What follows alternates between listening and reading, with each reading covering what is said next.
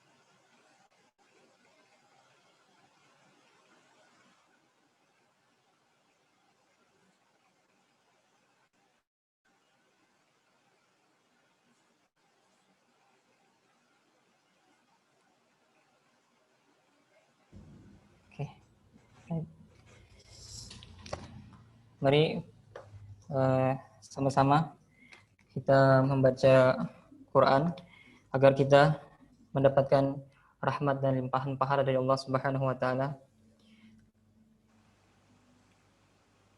A'udzu billahi minasy syaithanir rajim.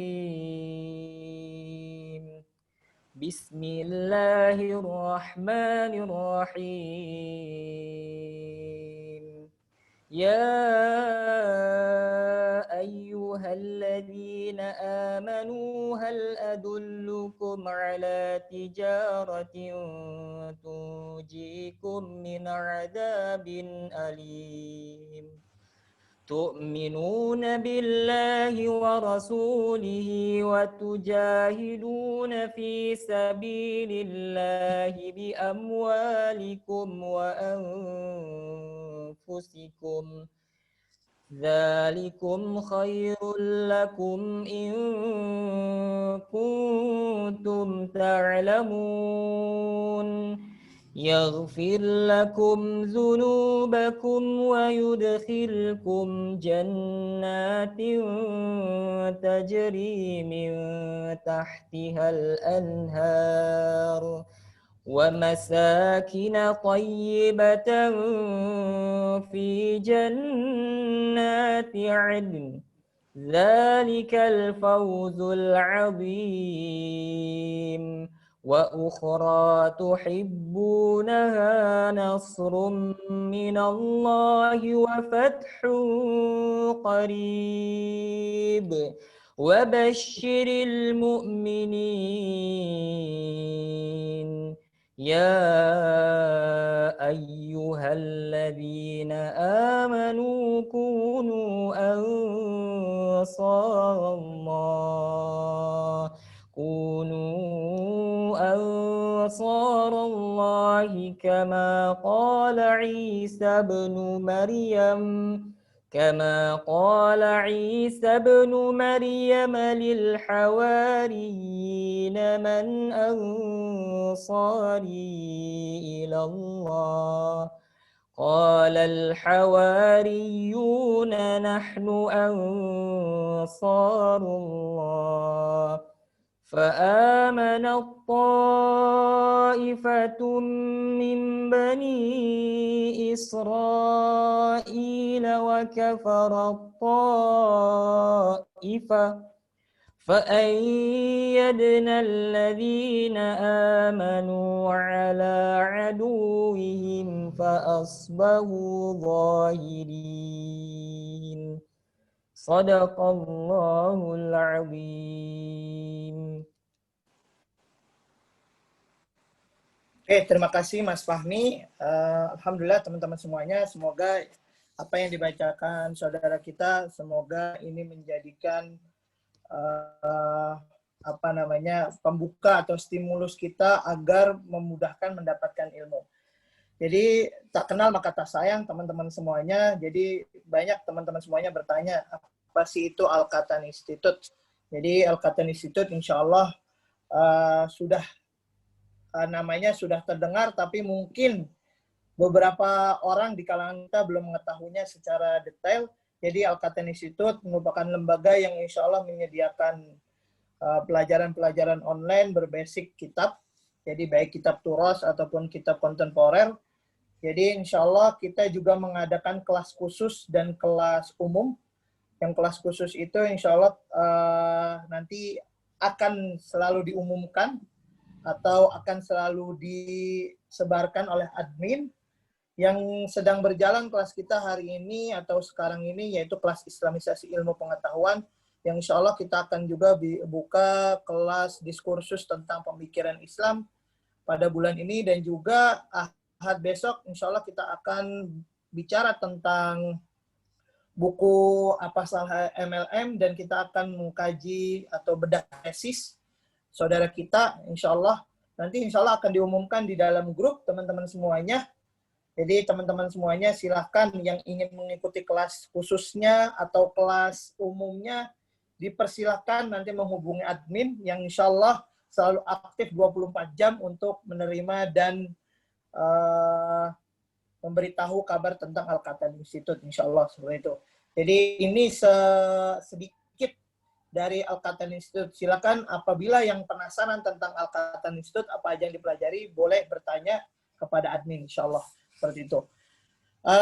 Insya Allah teman-teman semuanya, selanjutnya yaitu kita akan mendengarkan prolog atau pembukaan dari Direktur Al-Qatan Institute yang insya Allah akan menambah wawasan kita kenapa Al-Qatan Institute ada untuk teman-teman semuanya, terutama untuk umat Islam yang ingin belajar agama baik kitab dengan kitab, kemudian dengan sanad yang jelas, maksudnya ada gurunya, ada kitabnya, apa yang dipelajari dari basic, kemudian nanti middle, kemudian advance, dan lain sebagainya.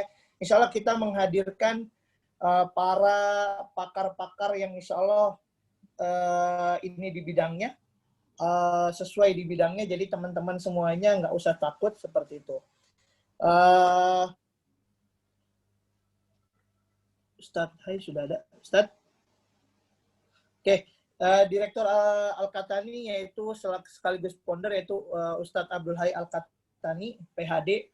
Beliau aktivitas sekarang yaitu menjadi dosen pascasarjana di UIN Syarif Hidayatullah di Dirasat Islamiyah, kemudian juga dosen di Ibnu Khaldun Bogor, dan juga beliau merupakan mutarjim, penerjemah hampir sekitar ratusan buku sudah beliau terjemahkan, baik itu berjilid atau satu jilid atau dua jilid atau berjilid-jilid. Insya Allah nama beliau di kalangan penerjemah sudah tak asing lagi. Begitu. Waktu dan tempat, untuk mempersingkat waktu dan tempat dipersilakan Ustadz Abdul Hai Al-Qatani. Bismillahirrahmanirrahim. Assalamualaikum warahmatullahi wabarakatuh. Alhamdulillah. Alhamdulillahirabbil alamin wal 'aqibatu lil muttaqin wala 'udwana illa 'alal zalimin. Wassalatu wassalamu ala sayyidina Muhammadin wa ala alihi wa sahbihi wa man ittaba'ahum bi ihsan ila yaumiddin. Rabbi shrah li sadri wa yassir li amri wahlul 'uqdatam min lisani yafqahu qawli. Syukur alhamdulillah kita dipertemukan oleh Allah Subhanahu wa taala dalam tempat yang mulia ini, yaitu kajian ilmu pengetahuan. Itu di antara amal yang sangat diutamakan dalam Islam. Bahkan amalan mencari ilmu, mengajarkan ilmu adalah jalan yang akan mengantarkan orang ke surganya, ke surga Allah Subhanahu wa taala. Semoga kita semua dengan amalan ini tercatat sebagai orang-orang yang sedang berjalan ke surga. Amin ya rabbal alamin. Kemudian saya di sini berbicara atas nama Al-Qatan Institute. Ini adalah satu usaha ikhwah, beberapa orang ikhwah ya, yang mempunyai giroh, semangat untuk menyebarkan ilmu pengetahuan. Yang berusaha turut memberikan sumbangsih dalam mendiseminasi ilmu pengetahuan Islam yang teruji, yang menyatukan, yang mencerahkan. Karena itu kita membuat kajian-kajian yang sifatnya itu teruji, yaitu sumber-sumbernya tak diragukan lagi, terutama dari kalangan ulama salaf maupun dari ulama-ulama khalaf. Dari ulama salaf kita mengkaji kitabnya Imam Al-Humaidi, kitabnya Imam Al-Muzani, kitabnya Imam Abu Ubaid Al-Qasim bin Salam, kitabnya Imam At-Tahawi, kitabnya Imam Abul Hasan Al-Asy'ari, kitabnya Imam An-Nawawi, kitabnya Imam Al-Ghazali, dan lain-lain. Bahkan kita juga kaji para filosof. Ada filosof Al-Kindi, kemudian ada Al-Farabi, ada Ibnu Sina, dan ada Ibnu Rushd. Kemudian juga kita kaji Ibnu Taimiyah, baik kajiannya tentang politik, tentang pembicaraannya tentang jin, pembicaraannya tentang tasawuf, dan lain-lainnya. Juga Ibnu Qayyim Al-Jauziyah kita kaji juga dengan macam-macam karyanya. Dan ini akan terus berlanjut mengkaji hampir semua bidang dalam kajian Islam. Kita ungkapkan dengan cara yang mudah, sederhana, tetapi bersumber langsung kepada sumber-sumbernya, yaitu kitab-kitab karya ulama itu sendiri yang sudah mapan, yang sudah terkenal sebagai ulama yang diakui dan diikuti oleh umat sampai saat ini dan seterusnya insya Allah. Dan ini dilakukan dengan cara yang mudah, ya, dengan mudah yang bisa siapa saja bisa ikut dalam kajian-kajian tersebut. Alhamdulillah sudah ratusan orang, bahkan mungkin ya ribuan gitu yang terlibat memanfaatkan fasilitas ini, dan makin banyak yang ustadz-ustadz yang terlibat juga yang berusaha turut menyebarkan ilmu yang berguna insya Allah. Sehingga nanti dari sini akan menjadi bibit pencerahan persatuan, karena kita ilmunya menyatukan, tidak ada caci maki, tidak ada menjatuhkan, tetapi justru membuka wawasan. Dan alhamdulillah diharapkan nanti selesai kita mengkaji itu mukanya cerah, ya, saling makin dekat kepada sama muslim, karena memang berusaha dicarikan simpul-simpul persatuan, simpul-simpul pemahaman yang selama ini barangkali sudah terlanjur tersebar banyak pemahaman yang tidak tepat karena sumbernya tidak langsung diambil dari sumber aslinya. Nah, itu yang kita berusaha lakukan ya, mudah-mudahan. Kemudian kita juga membuka pintu yang sebesar-besarnya kepada ikhwah, peneliti, ahli yang mempunyai karya-karya untuk menampilkan karya mereka, sehingga diharapkan lebih banyak lagi manfaat yang tersebar kepada umat Islam melalui cara ini. Kitab-kitabnya, buku-bukunya yang sudah ditulis, kita bedah di sini, ya.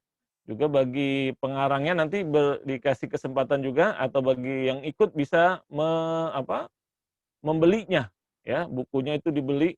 Dengan cara itu kita membantu pengarang, juga berkah ilmunya dengan mempunyai buku yang sudah dikaji pengarangnya langsung. Ya, kalau dulu itu buku itu kalau dapat langsung dari pengarangnya namanya sanadnya nyambung, ya, sanadnya nyambung. Jadi pengarangnya ridho dengan ilmu yang kita dapatkan. Nah, ini langsung kita dengarkan penjelasannya, kemudian langsung buku itu kita miliki, maka diharapkan jadi ilmu yang bermanfaat. Jadi mengikuti kebiasaan atau sunnah ulama-ulama terdahulu yang mencari sanad ilmu. Ya, jadi sekarang kita ketemu sanad ilmunya, pengarangnya langsung. Nah, ini sangat bermanfaat kita gunakan. Nanti sesi selesai ini barangkali nanti bisa ya admin membantu untuk mengumpulkan atau memberi kesempatan kepada ikhwah yang ingin mengoleksi buku ini, apakah masih ada stoknya dan sebagainya, ini juga kita kasih kesempatan ya. Jadi ilmu yang kita dengar itu kita baca langsung dari bukunya dan menjadi ilmu yang bermanfaat insya Allah ya. Kemudian topik yang kita kaji pun ini adalah topik yang sangat penting karena dalam Islam perdagangan adalah sesuatu yang sangat dimuliakan ya. Bahkan Rasulullah SAW bersabda bahwa ada yang bertanya, ya Rasulullah, perdagangan apakah atau penghasilan apakah yang terbaik? Maka beliau bersabda dalam Musnad Ahmad diriwayatkan bahwa pendapatan yang terbaik adalah amalul rajuli biyadihi wa kullu bai'in mabrur. Jadi pendapatan yang terbaik adalah pendapatan dari hasil tangannya sendiri. Kemudian juga dari perdagangan yang diridhoi, yang sesuai dengan syariah. Bukan hasil dari tipu-tipu dan sebagainya. Ya. Karena itu, apalagi di Quran, dijelaskan misalnya surah Jum'ah ayat 10. Allah berfirman, A'udzubillahi minasyaitonirrajim, fa idza qudiyatis shalah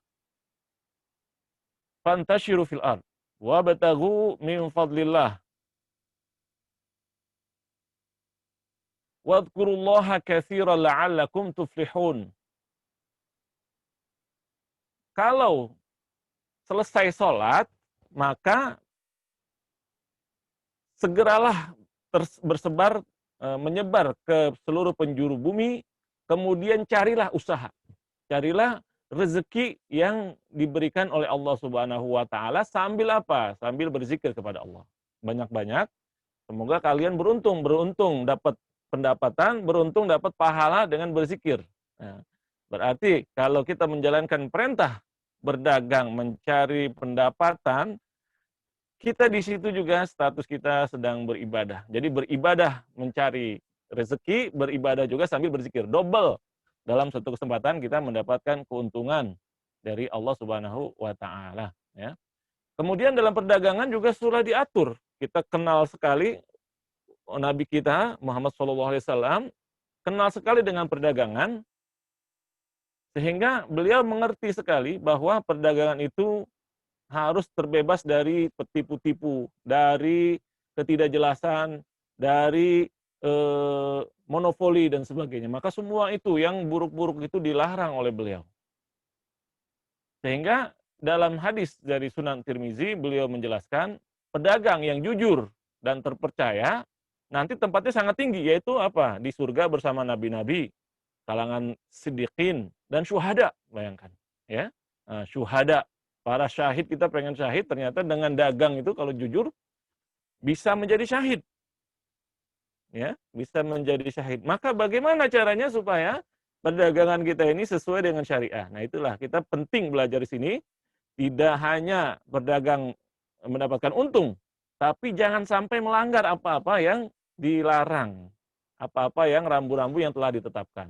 Ya, kita mengenal riba misalnya, banyak tahu sekali riba itu berbahaya. Nah, sekarang kompetisi, namanya perdagangan ada kompetisi. Nah, kompetisi itu ternyata juga diatur dalam Islam.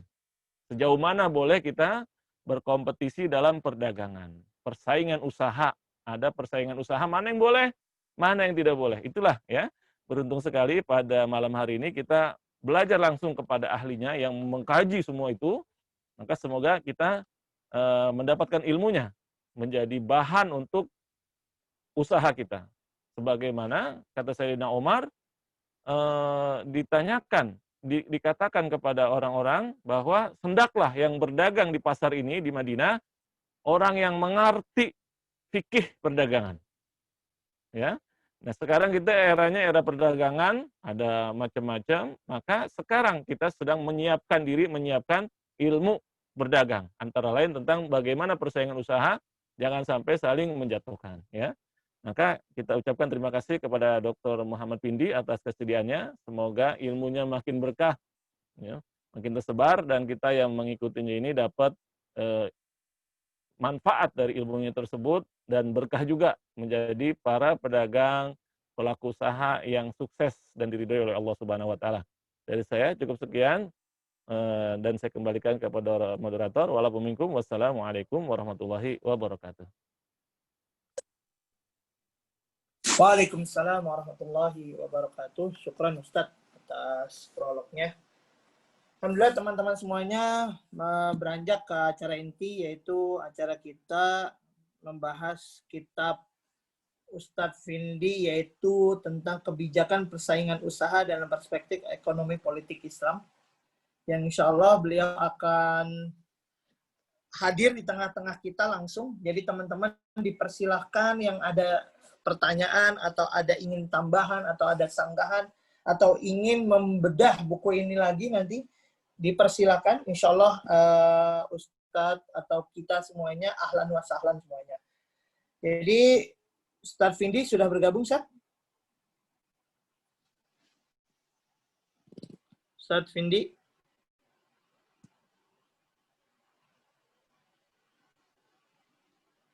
Oke, alhamdulillah Ustadz Vindi sudah bergabung. Sedikit memperkenalkan beliau, yaitu beliau dosen saya di Pasca Sarjana Tazkiyah Bogor. Kemudian juga sekarang beliau dosen di FEM IPB. Jadi insya Allah sudah tidak diragukan lagi keilmuannya dan keabsahannya dalam membahas tentang ekonomi syariah, terutama masalah buku ini. Insya Allah untuk mempersingkat waktu dan tempat, dipersilakan Mas. Dipersilakan Ustadz. Waktu dan tempat dipersilakan Ustadz. Baik, Assalamualaikum warahmatullahi wabarakatuh. Terdengar suara saya? Assalamualaikum warahmatullahi wabarakatuh. Waalaikumsalam. Dengar, Ustadz. Alhamdulillah. Alhamdulillah rabbil alamin wassalatu wassalamu Waalaikumsalam ala warahmatullahi Muhammadin wa ala alihi wa sahbihi ajmain ma ba'd. Yang saya muliakan Al-Ustadz Dr. Abdullah Al-Haji, kemudian moderator Akhuna Sidik LC, yang saya banggakan para hadirin yang berbahagia. Satu hal yang sangat membanggakan bagi saya, di tengah pandemi COVID-19 ini kita bisa hadir dalam rangka mungkin kita anggap sebagai diskusi gitu ya, diskusi pada malam hari ini. Mungkin yang kalau di Bogor menunjukkan waktu jam 8:15. Kalau di wilayah lain mungkin ada yang di Jakarta ataupun di luar Jawa bahkan gitu ya. Ya tetap semangat dan syukran kasiran sudah bisa hadir di malam yang berbahagia ini. Kajian saya pada malam hari ini seperti prolognya Al-Ustadz Al-Hayi, PhD, itu bagaimana sebenarnya praktik-praktik tijaroh ya, ataupun muamalah secara ekonomi gitu ya, yang bisa memunculkan sebuah kebaikan bersama. Nah, karena judul kita ini adalah tentang bedah buku, ya, buku ini yang saya pegang ini adalah sebuah buku yang berjudul tentang negara dan kebijakan persaingan usaha. Dan saya kombinasikan dengan perspektif ekonomi politik Islam, ya. Nah, dan di sini kita akan coba nanti untuk mengurai lebih jauh, karena ini case study-nya itu pada industri strategis tepung terigu sebagai bahan makanan, substitusi dari beras, gitu ya. Jadi kita akan coba bahas lebih detail ya, dari mana munculnya industri ini, kemudian apakah sebenarnya ada praktek-praktek al-ihtikar gitu ya, apakah ada praktek-praktek penimbunan ataupun praktek-praktek monopoli yang terlarang di dalam syariat Islam dan juga syariat negara. Karena kita juga memiliki undang-undang anti monopoli atau antitrust yang memang mengatur hal itu, termasuk lembaga Al-Hisbahnya. Al-Hisbah, lembaga pengawas itu KPPU. Saya tadi sudah mengirimkan bahan kepada Akhi Sidik. Barangkali bisa di-share screen, Akhi Sidik. Ustaz, antum bisa ini sudah menjadi co-host. Oh ya. Silakan. Baik. Teman-teman, saya coba akan mulai dulu dari sebuah judul dulu ya. Judul yang kita sampaikan adalah negara dan kebijakan persaingan usaha dalam perspektif ekonomi politik Islam. Ya. Nah, baik. Next slide. Ya.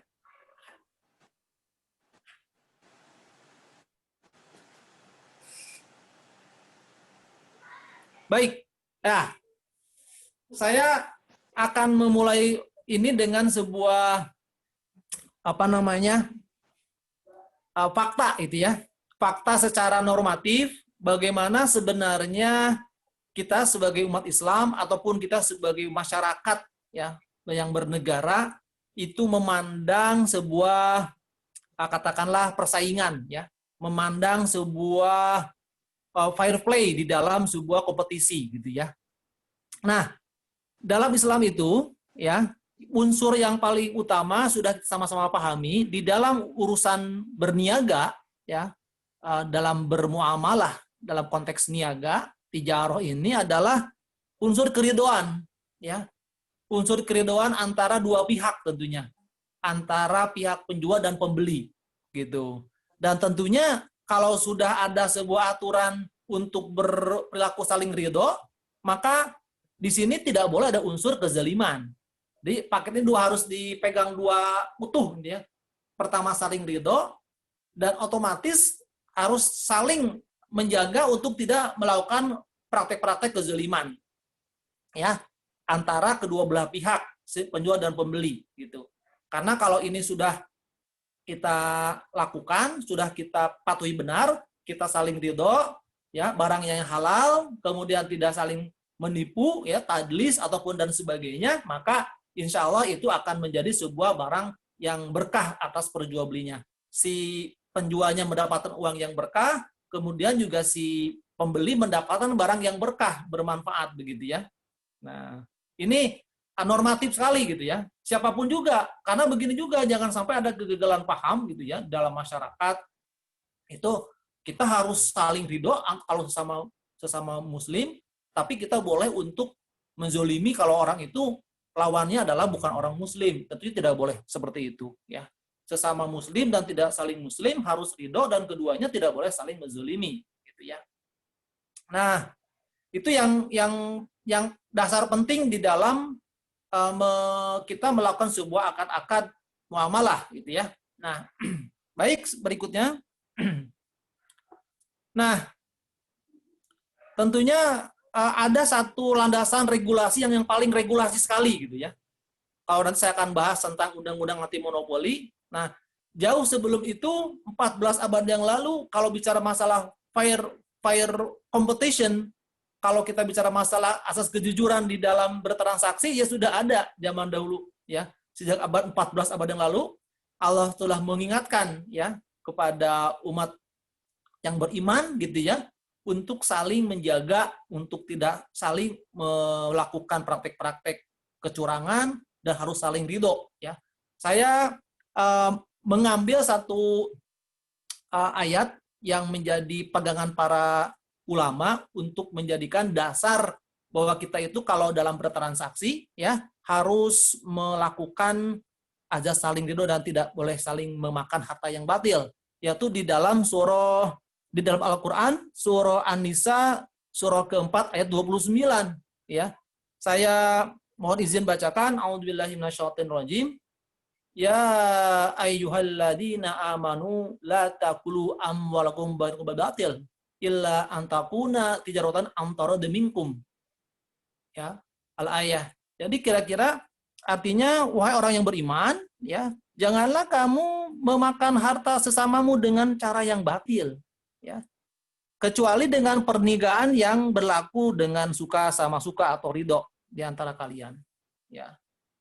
Ini dijamin lah, insya Allah kalau kita sudah saling ridho, tidak ada unsur penipuan dan sebagainya, ya keberkahan lah dari sebuah transaksi tersebut.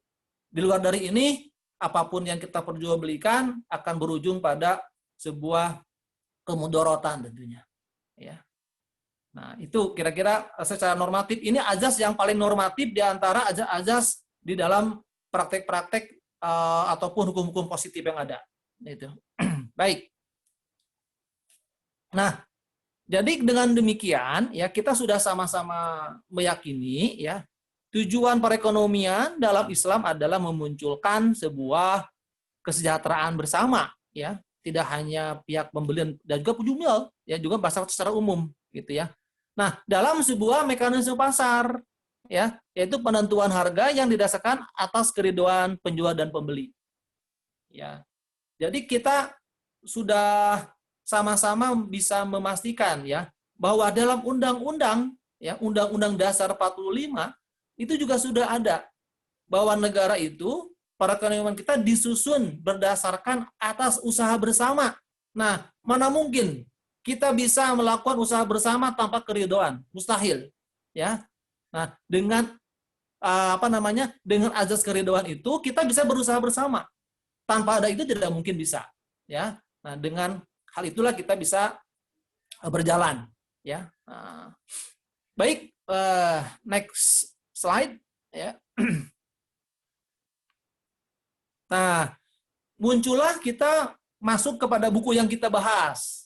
Ya, secara ini awalan kita akan memulai dari mana sebenarnya secara kenegaraan gitu ya setelah tadi tuntas, dan ini tentunya para perumus kebijakan ini ya itu juga mengambil nas ataupun dasar-dasar Al-Qur'an dan As-Sunnah sebagai pijakan di dalam membuat undang-undang ini yang sudah bertahan 20 tahun ya, sejak tahun 99 berarti sudah 21 tahun undang-undang ini dibuat. Dan yang paling menarik, kalau saya sampaikan dalam pendekatan sejarah politik undang-undang nasional, ini adalah undang-undang yang pertama kali digulirkan pasca reformasi yang memang berdasarkan usul dari DPR gitu. Selama ini usul itu dari pemerintah.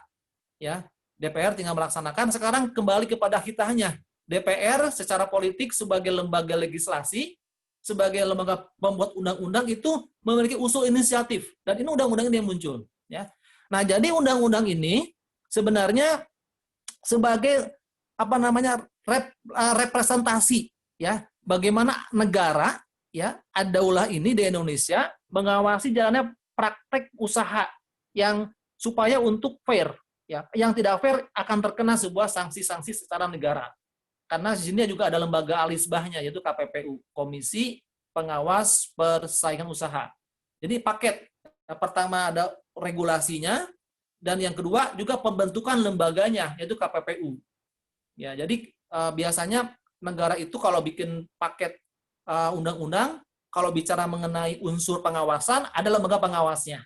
Nah, untuk mengawasi berbagai praktek-praktek kecurangan di dalam perekonomian, ya. Misalkan ya tadi unsur penipuan, perjanjian yang memang melarang undang-undang tersebut, ya, kemudian dumping, ya, menjual lebih murah untuk menghancurkan pesaing, gitu ya. Itu bagian dari praktek-praktek yang tidak boleh dilakukan dalam dunia di Indonesia, begitu, dunia perdagangan di Indonesia. Baik, berikutnya, ya. Nah, jadi sebenarnya regulasi ini adalah sebagai sebuah produk dari rezim reformasi. Ya, setelah Orde Baru muncul, ya saya mohon izin dalam buku ini memang banyak mengulas tentang politik kenegaraan dari dua rezim yang berbeda. Rezim Orde Baru yang waktu itu memang betul-betul memformat ya sebuah industri itu di format monopoli prakteknya dengan membuat barrier to entry, hambatan masuk, kemudian dengan membuat sebuah peraturan daftar negatif investasi. Jadi ada sebuah industri, nanti kita bahas, yang betul-betul dikerangkeng. Hasil sebuah kerjasama antara pemerintah waktu itu dengan pengusaha besar, ya, yang memang melarang yang lain untuk bisa masuk. Nah, tetapi undang-undang ini menarik. Kenapa? Karena ini justru memunculkan sebuah harapan baru, dan ini mengambil sebuah pendekatan dari ahli politik ekonomi Islam, ya, dari mazhab Iqtisaduna, yaitu Bakir As-Sadar, tentang teori intervensi negara atau at-tadahul ad-daulah untuk menghindarkan kekuatan perusahaan dominan dalam suatu industri tertentu. Jadi sudah saatnya, ya, kita itu bersaing secara sempurna, ya.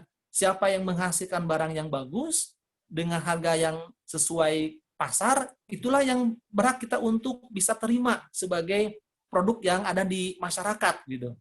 Bukan sebagai sebuah produk hasil pilihan tertentu dan yang lain tidak boleh masuk. Nah, ini tidak fair, gitu. Ini namanya mengkerangkeng orang untuk sama-sama untuk ikhtiar di dalam berupaya, berusaha, gitu. Seperti di pasar zaman sahabat, ya, orang berjualan saja bebas, gitu ya. Selama barang yang diperjualkannya adalah barang-barang yang halal, tidak ada unsur yang harus harus untuk dipilih secara khusus, ya. Orang di pasar berjejer, di pasar beras berdempetan jualan beras, kan tidak masalah, gitu. Nah, selama ini Orde Baru itu senantiasa memunculkan pasar yang bersifat monopoli. Nah, undang-undang ini seolah-olah mengeliminir, ya, industri itu harus dibuat bersaing secara adil, gitu. Semua orang bisa untuk berdagang, berproduksi, ya. Nah, ini mengambil sebuah pemikiran atau pendekatan dari mazhabnya Iqtisaduna Bakir As-Sadar, bahwa negara itu perlu intervensi, tidak boleh diam, gitu, ketika terjadi sebuah penguasaan, ya.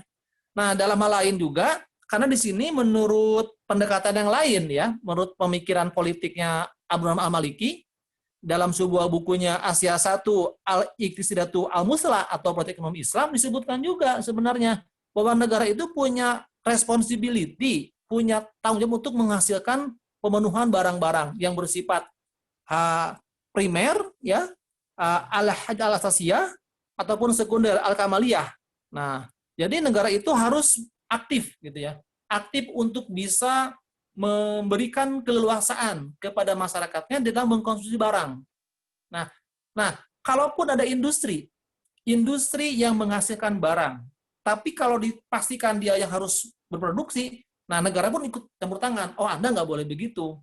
Saya, kata negara, mungkin tidak bisa menghasilkan barang secara sendiri, maka menunjuk pengusaha untuk menghasilkan barang. Tapi tidak boleh secara eksklusif, gitu. Jadi ada dua pendekatan yang bersamaan, gitu ya. Pertama, negara memberikan keleluasaan untuk mengkonsumsi barang bagi masyarakat, kemudian negara juga memberikan kepastian kepada pengusaha untuk mensuplainya. Jadi itulah sebuah keseimbangan, gitu ya, keseimbangan. Nah, baik, berikutnya. Nah, dalam buku ini, ya, dibahas industri tepung terigu secara khusus, ya, sebagai substitusi dari beras. Nah, perlu saya jelaskan mengapa muncul tepung terigu, gitu. Kenapa tidak misalkan gaplek, gitu kan, ya, atau misalkan apalah barang-barang lain, gitu ya, yang bisa menjadi pengganti beras, gitu ya. Nah, ini memang secara sejarah cukup panjang, ya. Dari waktu itu presiden waktu itu zaman Orde Baru, ya, ini kan di tahun 72 dibentuk industri ini. Jadi waktu itu Orde Baru didekati oleh Amerika Serikat, ya, tentang bagaimana orang Indonesia untuk antisipasi ketidakmampuan suplai beras menawarkan barang tertentu, yaitu gandum. Nah, cuman waktu itu Amerika mengatakan begini kepada Pak Harto. Pak Harto, Anda harus punya penggilingannya, ya. Saya tidak akan kirim langsung tepung secara utuh, tapi saya akan mengirim gandumnya. Ya, ini jual beli perdagangan internasional. Ya, Anda tinggal menyiapkan pabriknya. Kira-kira siapa yang bisa memberikan pabrik? Wah, Pak Harto waktu berpikir, siapa kira-kira yang bisa pabrik? Nah, muncullah seorang taipan besar waktu itu, ya, yang namanya Lim Siliong, atau orang mengatakan Sudono Salim. Ya, dua orang ini juga cukup dekat secara sejarah. Ya, Om Lim dan Pak Harto sudah cukup dekat sejak zaman muda dulu, sudah saling mengenal, dan dipastikan gimana Anda bisa nggak ada tawaran dari Amerika Serikat untuk memberikan gandum, menjual gandum. Apa tuh gandum? Ya, gandum itu semacam bulir gandum yang bisa kita makan. Oh ya, akhirnya sepakat mereka berdua. Om Lim dipastikan untuk menghasilkan membangun penggilingan. Ada 2 penggilingan besar, yaitu di Cilincing sama di Tanjung Perak waktu itu ya. Nah, Amerika yang mensuplainya. Nah, singkat cerita kata Pak Harto, saya akan jamin ya, saya akan membuat sebuah kebijakan DNI, daftar negatif investasi. Pokoknya kamu yang akan pabrikan tunggal gitu. Tidak ada lain yang bisa produksi. Nah, ini sebenarnya awal dari kritikan itu muncul bagi Orde Baru ya. Selama 72 sampai 98. 26 tahun ya, pabrik itu berdiri secara mandiri dengan market share 100%. Nah, ya. Jadi dibalik ada upaya untuk mensubstitusi beras, yaitu gandum alias tepung terigu, tapi ada satu hal yang menjadi sorotan masyarakat. Kenapa hanya perusahaan milik Lim Siliong aja yang boleh membangun pabrik tepung terigu? Kenapa tidak dengan yang lain gitu ya? Ini masalah besar gitu ya. Baik. Nah, inilah yang jadi pokok permasalahan ya. Pokok permasalahan industri tepung terigu nasional itu adalah adanya praktek barrier to entry. Ya, adanya praktek barrier to entry di mana industri itu menjadi industri berstruktur pasar monopoli.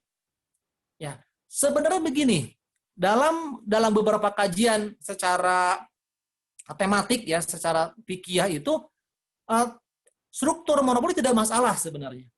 Bukan masalah pada struktur monopoli, tapi kekhawatiran sebagai produsen tunggal, dia akan memainkan harga dan akan mengatur supply yang akan membuat masyarakat itu menjadi tidak bisa leluasa memilih, gitu ya. Tidak mampu memenuhi ekspektasinya untuk membeli barang tersebut.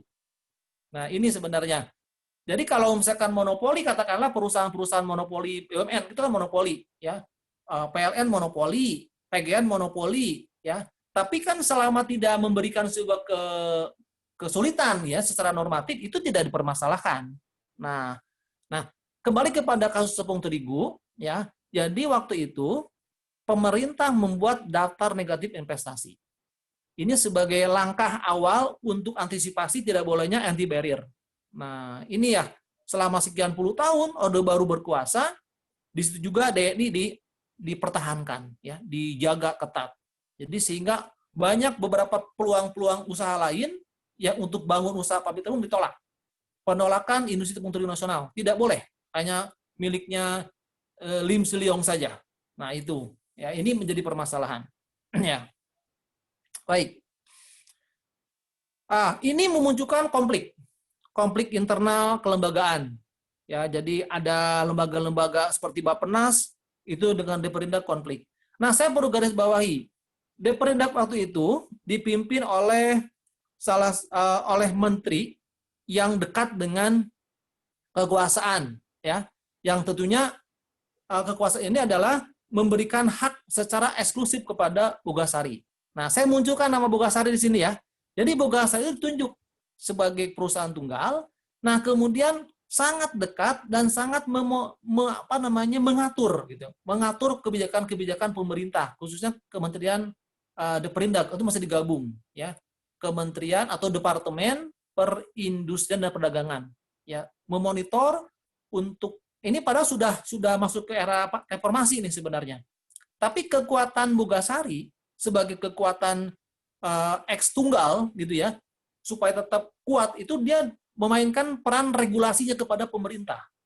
Jadi ada sebuah kekuatan korporasi gitu ya untuk mengatur polisi pemerintah melalui lobby-lobby. Ya, lobbying itu dimainkan. Ada kebetulan menteri waktu itu dari swasta, ya, dari swasta dan dekat dengan CEO-nya Indofood sebagai holdingnya Bogasari. Nah, jadi dalam tatanan di eksekutif itu, ya, permainan sudah cukup canggih gitu ya untuk bisa mempertahankan market share atau pangsa pasar perusahaan Bogasari itu ditahan ya, ditahan oleh sebuah regulasi pesanan dari sebuah korporasi, termasuk KPPU ya. Ada juga kita akan lihat nanti juga ada konflik juga KPPU ya. Nah, tapi sebelum saya ingin jelaskan KPPU sebagai lembaga al-hisbah. Nah, ini poin-poin penting yang saya rangkum dari buku ini. KPU itu ditunjuk oleh negara sebagai lembaga independen yang dia bisa melakukan investigasi kepada semua pihak-pihak yang mencoba untuk menggagalkan jalannya pasar secara fair. Ya, siapa yang bisa menggagalkan mekanisme pasar dan apalagi ada unsur-unsur kepentingan sepihak, silakan untuk berhadapan dengan KPPU. Nah, jadi ini lembaga negara independen ya untuk menggawangi Undang-Undang 599 dan itu merupakan bagian dari untuk menjaga sebagaimana amanat dalam Al-Qur'an An-Nisa surah 29 tadi ya. Nah, next ini ada juga sebuah fakta-fakta ya bagaimana ketika pada tahun 2001 ya ada temuan KPPU ketika Deperindak itu ya melakukan kebijakan SNI wajib bagi semua perusahaan yang baru terutama dan juga impor. Nah, waktu itu yang siap hanya Bogasari. Ya. Yang lain tidak siap sehingga kekuatan Bogasari kembali muncul lagi. Kalau dulu itu kekuatan karena secara legal dari pemerintah, sekarang dia membuat kebijakan karena juga lagi karena pemerintah lagi. Ya. Jadi Bogasari itu dicap sebagai lembaga bisnis yang besar karena pemerintah gitu.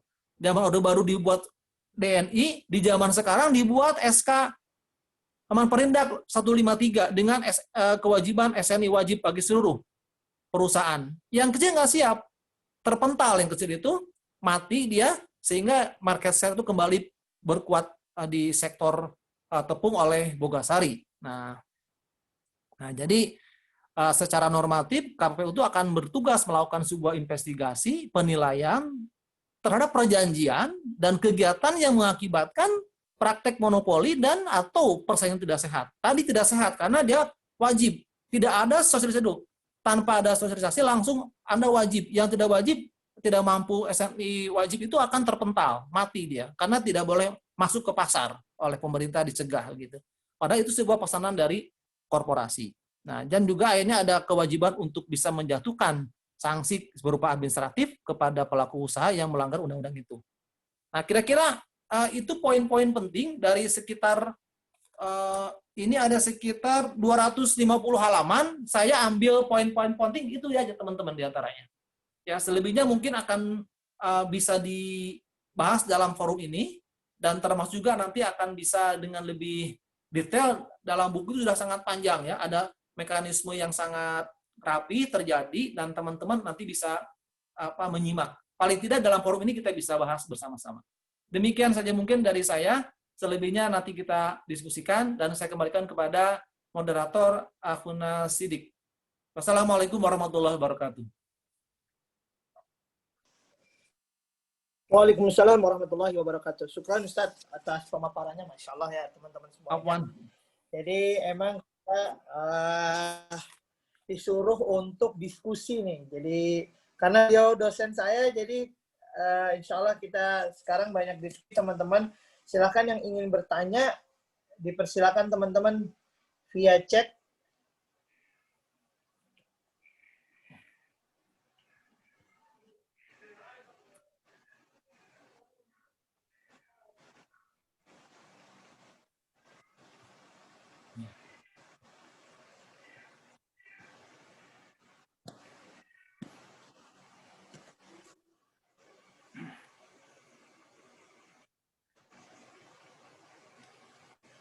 Sambil menunggu, Ustaz, ada penjelasan lagi atau ada yang ingin ditambahkan gitu, Ustaz? Ya, sambil menunggu teman-teman nanti untuk bertanya, ya.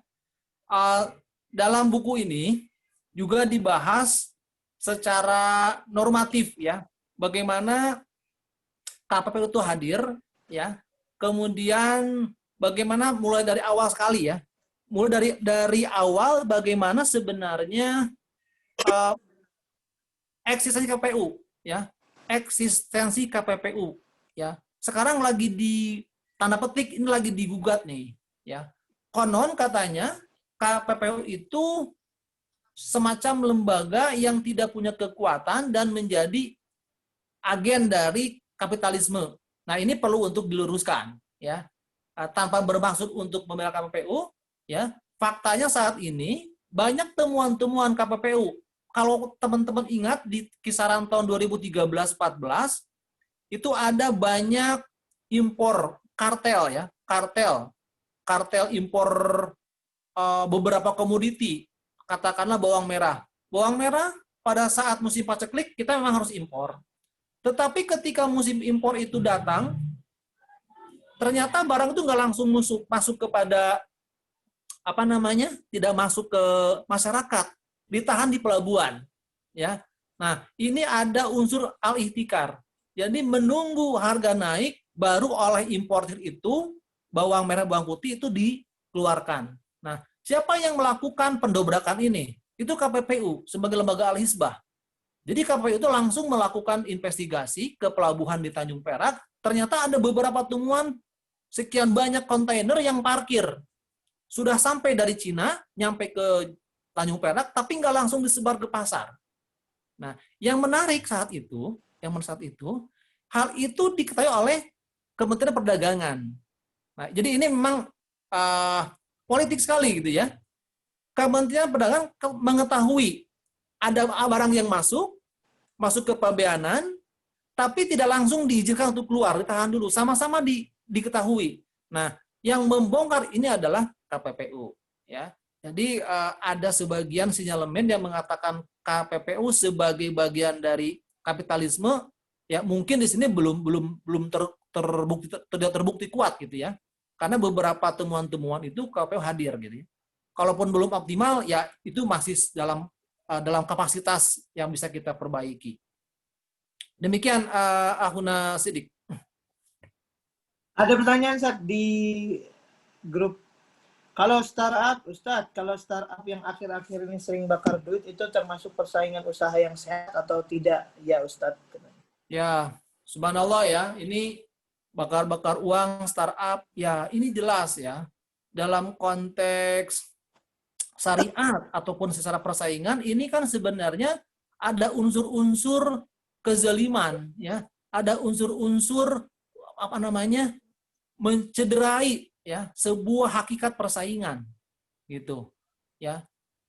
Nah, ini KPPU sebenarnya harus kita ambil alih itu ya. Seandainya ini ada sebuah praktek-praktek yang memunculkan unfair competition ya, maka sebenarnya praktek bakar-bakar uang ini harus segera dihentikan. Yang paling penting juga tolong dicatat bahwa uang itu alat transaksi ya. Jadi bukan alat untuk dibuat seperti itu ya, dibakar-bakar uang. Ya, dalam artian orang kasih pangkas diskon tinggi-tinggi gitu ya. Nah, kemudian secara fair di mana sebenarnya hakikat transaksi tersebut gitu. Ya, jadi menurut pandangan saya KPPU itu bisa investigasi tentang praktek-praktek pembakaran uang dalam tanda petik gitu ya, yang bisa memunculkan sebuah keresahan di masyarakat ya. Saya pikir seperti itu Ahuna Sidik. Oke, baik. Terima kasih, Ustadz. Selanjutnya, Assalamualaikum, Ustadz. Izin bertanya, bagaimana dengan minimart yang banyak menjamur di tiap-tiap daerah yang mematikan pasar tradisional? Lalu, sebagai seorang Muslim, apa yang perlu dilakukan? Apakah perlu jadi objek mangsa pasar minimart tersebut atau membuat minimart tersendiri seperti Mart 212? Silakan, Ustadz. Ya, saya pikir begini ya, dalam konteks kekinian ya, kita sudah ada dalam sebuah zona persaingan bebas ya, persaingan terbuka gitu ya, persaingan terbuka. Kemudian tidak ada salahnya juga ya, tidak salah juga misalkan dari kalangan masyarakat tertentu itu untuk lebih menguatkan sektor UKM, sektor mikro sebenarnya, sektor mikro kecil ya. Nah, jadi kalau pandangan saya, ya, bagaimana masyarakat itu punya harapan dan kemampuan untuk menjaga sektor usaha mikro dengan banyak membeli kepada perusahaan-perusahaan kecil sejenis, itu ya. Nah, adapun misalkan nanti membuat misalkan minimarket seperti 221 itu sebagai pilihan yang baik-baik saja. Itu mubah-mubah saja, tidak ada masalah. Ya, justru sekarang itu muncul sebuah kejadian yang kita harus betul-betul perhatikan, menjamurnya market-market ya, mini-mini market, katakanlah itu sebagai pasar modern tradisional, pasar modern secara retail gitu ya, yang masuk ke semua wilayah perkampungan dan itu mematikan pengusaha-pengusaha kecil warungan. Nah, maka tidak salah pula ya dengan dasar untuk membantu ya usaha mikro itu, kita bisa untuk kira-kira membantu mereka membeli di tempat-tempat seperti itu ya. Tetapi kalau misalkan di tempat itu tidak ada, baru kita membeli kepada perusahaan-perusahaan minimarket modern. Ya, itu tidak masalah menurut saya ya. Demikian Ahina.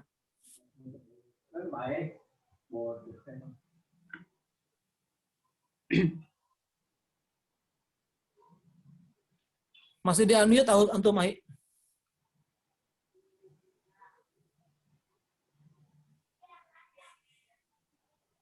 Saya, Ustaz. Baik. Afwan Ustaz, saya mau bertanya langsung. Ini sudah di-unmute oleh host tadi. Oh ya. Kalau dibolehkan. Iya, ya. Silakan. Ya, sebelumnya Bismillahirrahmanirrahim. Perkenalkan, saya Wahyudi Husain dari Depok. Saya sarjana ilmu ekonomi dari Universitas Hasanuddin, konvensional bukan syariah. Dan beberapa tahun terakhir ini saya mulai tertarik untuk mempelajari ekonomi syariah. Saya ikut kuliah-kuliah Dr. Henry Tanjung UIK dari Badan Wakaf Indonesia BWI. Baik. Dan saya sudah mendaftar S2 di ekonomi syariah untuk DPS, tapi qadarullah saya tidak diterima, padahal saya berharap sekali diterima. Saya juga meneliti Ustadz tentang Cina, khususnya Lin Shuiliang ini, tapi bukan tentang ekonominya, cuma tentang agamanya, yaitu bagaimana orang Tionghoa, karena saya juga Tionghoa, Masya Allah. konversi ke agama Kristen secara massal. Saya kira di sini banyak pertanyaan di chat yang juga mewakili pertanyaan saya. Yang ingin saya tanyakan ini sifatnya personal, Ustadz Muhammad Findi. Saya di Depok berdomisili sementara, bolehkah saya belajar secara langsung berguru begitu kepada Ustadz Muhammad Findi, khususnya dalam isu-isu ekonomi politik di sini, dan mungkin ke Ustadz Al-Kattani juga, karena saya tidak diterima di S2 UIK tadi itu. Terima kasih Ustadz. Masya Allah. Ahuna Wahyudi Husain ya, ahlan masahlan ya. Kita bisa saling bertaruh nih ya, saling mengenalkan diri kita di forum ini. Sangat senang sekali ya. Bahkan tadi kita sudah bersaudara ya sama innamal mu'minuna ikhwatun ya. Kita sudah bersaudara lagi, kita nggak melihat lagi dari mana. Saya dari Sukabumi, dari Sunda, tidak ada masalah. Antum dari ujung pandang jauh sekali ya. Ke Depok, kita sudah bersaudara, alhamdulillah. Ya dengan senang hati, ya dengan senang hati. Ini kalau ada kesempatan ya dipersilahkan ya untuk berdiskusi lebih lanjut tentang isu-isu ekonomi politik Islam. Dengan senang hati, Ahi. Ya. Demikian. Baik. Ya. Ustaz, terima kasih. Ya nanti saya ingin hubungi Ustadz Findi lebih lanjut insya Allah, karena saya tertarik memiliki buku dan berdiskusi lebih lanjut tentang Lin Shuiliang dan perusahaannya itu. Ya, baik, dengan senang hati insya Allah. Ya, baik.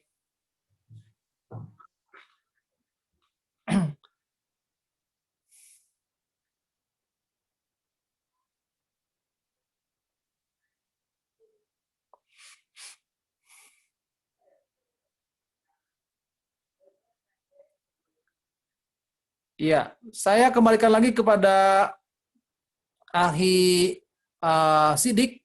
Silakan.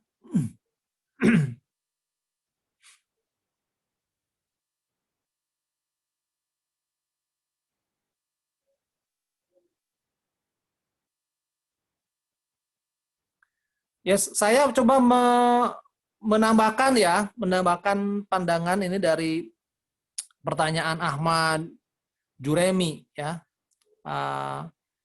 Saya menambahkan, tadi saya katakan ada sebuah minimarket ya, di sini sudah banyak ya. Kita sudah paham lah beberapa minimarket, dua minimarket yang besar gitu ya di dalam konteks apa namanya minimarket modern ini ya, retail modern ini. Ya sebenarnya begini, menurut pandangan saya ya, bahwa kita terkadang ya selama punya kemampuan ya untuk menghasilkan barang dan jasa, kenapa tidak? Gitu ya, untuk bisa mengimbangi kekuatan-kekuatan yang sudah ada. Jadi tidak ada masalah sebenarnya ya ketika kita membuat sebuah branded baru untuk mengimbangi apa namanya existing firm ya, seperti dua perusahaan tersebut. Nah, tinggal nanti mungkin pada kedepannya sejauh mana perusahaan baru itu harus mampu bersaing ya secara efisien dengan barang yang sama, bisa bersaing. Itu menurut saya penting. Jadi tidak hanya di awalan semangat saja, tapi tidak ada pembelinya. Orang-orang misalkan kalangan Muslim sendiri membeli dari barang itu kepada brand yang lain, perusahaan yang lain, dan tentunya nanti akan bisa mengurangi daya saing perusahaan tersebut. Ya, ini harus diperhatikan. Ya, sejauh mana kita harus mampu menghasilkan kompetisi yang fair, gitu ya. Jadi ketika kita membuat brand baru, ya katakanlah 212 misalkan, ya kita sekarang sudah mulai itu kita lihat sejauh mana mereka efisien, memberikan pelayanan yang baik, kemudian bisa menghasilkan sebuah profit yang besar sehingga nanti muncul menjadi pesaing yang kuat bagi brand yang sudah lama. Itu. Ya. Bukankah jika monopoli yang dilakukan pemerintah lebih baik karena bisa lebih menjaga kualitas dan harga? Jika terlalu banyak produsen, khawatir harga murah tapi mutu kurang baik. Ya, menarik di sini pertanyaannya. Ya, pemerintah selama kalaupun bisa memberikan kepastian monopoli pada harga, ya, pada perusahaan, itu maksud saya bukan harga. Saya ulangi, selama pemerintah itu mampu memberikan kepastian monopoli pada perusahaan, tapi perusahaan yang dituju itu harus mampu memberikan kepastian supply yang cukup. Ya, karena biasanya ketika perusahaan itu monopoli, ya, kemudian perusahaan monopoli itu tidak mampu memberikan supply yang cukup, apalagi mencoba untuk memainkan harga dengan menahan laju supply, maka muncul praktek al-ihtikar. Jadi harga itu naik dengan cara mengurangi supply. Mampu tidak perusahaan yang ditunjuk oleh pemerintah harus betul-betul istiqomah. Tugasnya hanya mensuplai saja dengan harga kesepakatan yang ada. Ya. Jadi begini, perusahaan monopoli pemerintah kan dia juga sebenarnya kan mengolah dari bahan baku, mengolah dari suplai yang lain. Ya. Ketika suplai yang lain sebagai inputnya sulit, kemudian harganya naik, maka otomatis masyarakat harus mampu memberikan menerima harga yang lebih tinggi gitu ya. Ketika monopoli itu kekurangan bahan baku. Nah, sebaliknya ketika perusahaan monopoli ya mendapatkan suplai yang banyak untuk input bahan bakunya dan kemudian menghasilkan barang yang harusnya lebih murah, maka harus lebih murah barang yang dia jual. Jangan sampai nanti ketika pasokan cukup karena mentang-mentang dia monopoli, dia tetap tahan output, maka akan memunculkan sebuah harga yang semakin tidak terkendali. Ya, itu.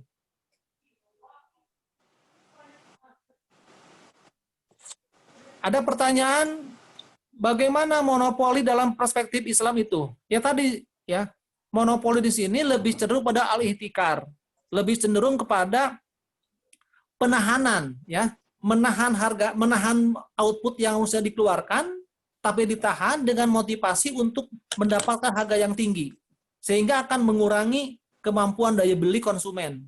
Ya, berarti ini tidak ada keridhaan sebenarnya. Jadi sepihak. Ya, monopoli di sini berarti praktek al-ihtikar. Berarti perusahaan itu sepihak saja mendapatkan keuntungan besar di balik deritanya masyarakat konsumen. Ya, padahal sebenarnya monopoli itu tidak dilarang. Monopoli strukturnya ya, struktur pasar sendirian tidak dilarang. Selama dia mampu menghasilkan barang yang baik dengan harga yang sesuai dengan kesempatan pasar, ya silakan dia monopoli karena yang lain tidak mampu, gitu. Dan yang paling penting, ketidakmampuan orang yang tidak masuk itu kenapa? Ketidakmampuan orang yang tidak masuk karena memang tidak mampu untuk punya modal yang cukup. Gitu. Ya. Kemudian kemampuan teknologi yang dikuasainya tidak memenuhi.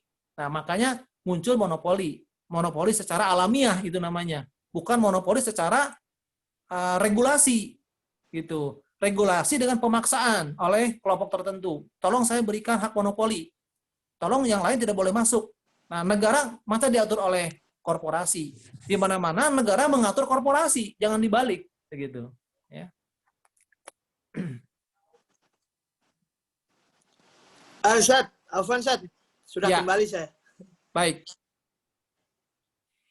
Ini tadi bukankah ini masih ada di atas. Mau kita jawab semuanya atau lewat chat langsung atau ada yang ingin bertanya langsung, dipersilakan Ustaz. Ya, langsung Boleh? aja, nggak apa-apa. Langsung aja, langsung. Silakan Ibu Farda Hasun, dipersilakan Bu, ingin bertanya langsung. Ya, baik. Terima kasih. Assalamualaikum, Ustadz. Waalaikumsalam warahmatullahi wabarakatuh. Iya, terima kasih atas ilmunya malam ini. Hanya saya ingin bertanya, jadi kalau dari saya sebetulnya lebih ingin tahu lebih banyak ya mengenai dasar-dasar dari perspektif Islamnya ya. Jadi bukan yang sudah aplikatif macam di industri ini terigu dan sebagainya. Jadi saya ingin kembali ke ingin tahu lebih banyak begitu Ustadz mengenai dasar-dasar sebenarnya seperti apa sih sikap Islam gitu ya terhadap mekanisme pasar ya, kemudian apa dasar-dasarnya sebetulnya yang dijadikan dalil ya atas sikap Islam terhadap mekanisme pasar tersebut. Jadi apakah itu bahwa misalnya nih ya bahwa mekanisme pasar itu harus dilindungi gitu. Artinya kemudian dasar-dasarnya itu apa, dan kemudian kalau boleh tahu bagaimana sebenarnya Islam gitu ya dalam artinya panduan Islam gitu ya dalam menjaga mekanisme bekerjanya mekanisme pasar gitu. Itu aja Ustadz, terima kasih. Baik Ibu, terima kasih juga atas pertanyaannya. Ya, ini menarik ya pertanyaannya. Dalam Islam itu, dalam sebuah riwayat, Rasulullah SAW pernah menerima sebuah harga yang sedang naik. Ya, kata Rasul itu jangan kau pengaruhi, ya harga yang naik ini, gitu ya. Jadi itu harga itu sebagai sebuah fakta, ya. Sebuah fakta berjalannya kekuatan supply dan demand yang dapat menghasilkan harga tertentu. Jadi seorang Rasul sendiri itu tidak pernah mengganggu-gugat tentang mekanisme pasar, berjalannya harga atas kekuatan demand dan supply, permintaan dan penawaran. Ya, nah ketika musim paceklik tiba, ya harga beras itu naik. Ya, itu sebuah fakta. Jadi ketika harga naik itu karena ada sebuah hukum Allah juga, sunatullah. Karena sedang ada musim paceklik, harga naik. Kita terima harga naik itu. Nah, tetapi di sisi lain, ya, ketika ada muncul negara, tadi kita tidak menggugat ya. Kita samina wa atona. Ketika supply banyak, harga turun ya. Nah, sebaliknya ketika musim paceklik, supply sedikit, harga naik. Karena atas kekuasaan Allah yang bisa mengatur dua musim itu sebagai sebuah fakta, ya.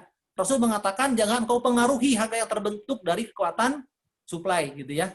Nah, tapi secara ikhtiar manusia gitu ya. Sekarang kita masuk nih ketika harga musim paceklik tiba, harga itu naik, kita tidak bisa makan dan muncul aja sebuah chaos misalkan, orang susah cari makan gitu ya.